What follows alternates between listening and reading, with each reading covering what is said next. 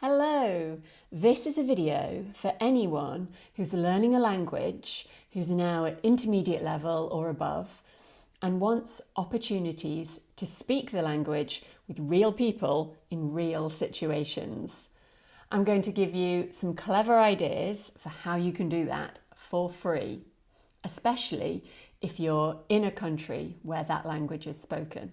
First, a bit about me. I'm a qualified language teacher, and for more than 15 years, I've been developing apps and websites to help people learn languages. I've been learning Spanish for 20 years, and I've also learned some French and Arabic. These days, there are so many apps where you can practice conversation with AI, but this video is not about those apps.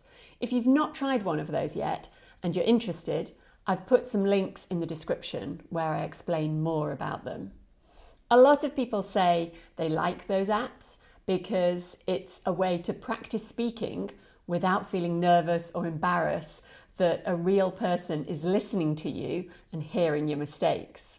That's very true, but I'm guessing that you're not learning this language just so that you can sit at home and talk to AI.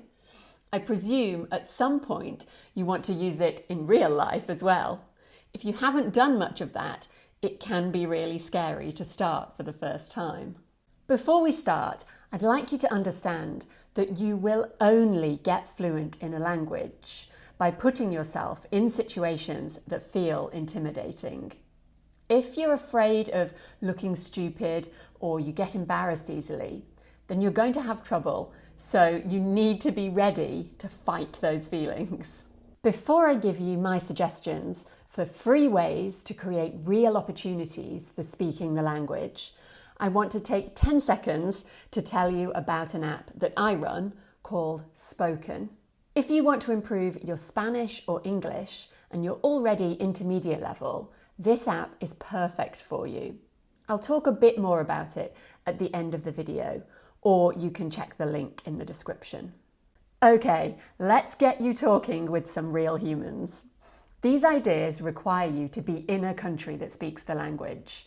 Maybe you've already moved there, or maybe you're taking a short trip, which is something I really encourage you to do once you're intermediate level, if you can. Okay, the first one is called Real Life Role Plays, and it's probably the easiest one to do on a short trip abroad. I find when you're travelling or even living in a foreign country, it's very easy to find yourself only using the language to order food and drinks. But I want you to create more diverse opportunities to interact with customer service people. For example, go into a gym and ask the cost of their membership. Or go into a nail salon and ask if they're open on Sundays.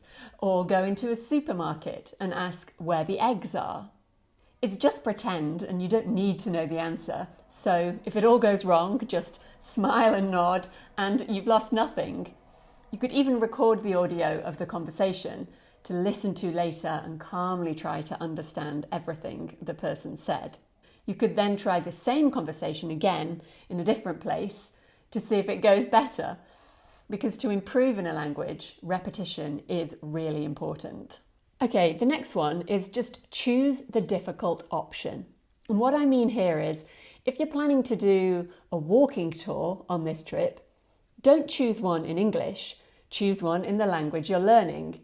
Even if you know you won't understand everything, it's good to stretch yourself.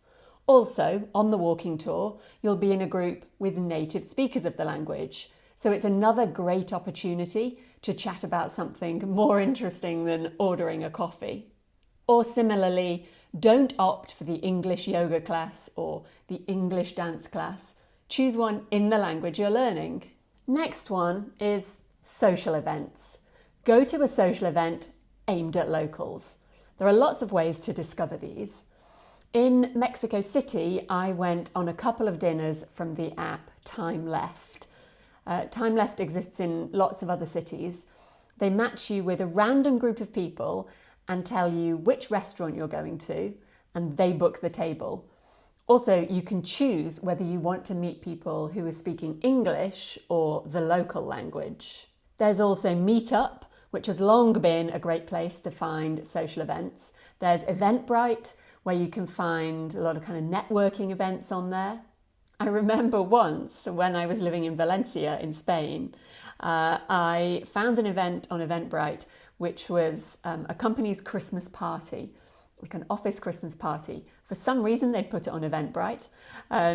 So I turned up to this company's office. It was quite a small office. There was maybe 20 people there, and everybody else there was people who worked in the company. So it was kind of awkward, and I only stayed about 20 minutes, but I did have some chats in Spanish that were like real life chats with real people. And before I tell you my final idea for you, one important thing to be prepared for with all of the above is that a lot of the people you find are probably going to try and speak to you in English, especially if they see you struggle with something. So you'll need to be strong and not switch to English, even if they keep replying to you in English. I've had that battle many times. I think just make sure you know how to say this. I'm trying to improve my Spanish, so I'd prefer to talk in Spanish. Is that okay? If you say that, usually people are happy to not speak English. Right, the next one won't be for everybody, but use dating apps to meet people for one-to-one chats. In my life, I've practiced and learnt so much Spanish by having a drink with guys from dating apps.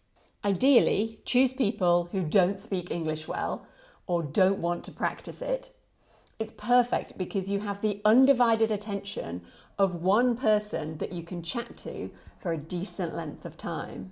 Even if you hate dating apps for dating, yeah, I feel you, it's just a great way to meet locals.